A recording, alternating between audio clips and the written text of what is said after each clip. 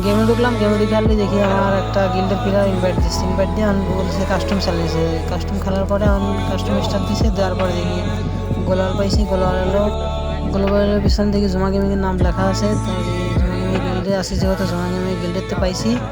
তো সবাই এই ভিডিওটা দেখেন আর এনজয় করেন কীভাবে ওকে মারিয়ে প্রতিশোধ নিই।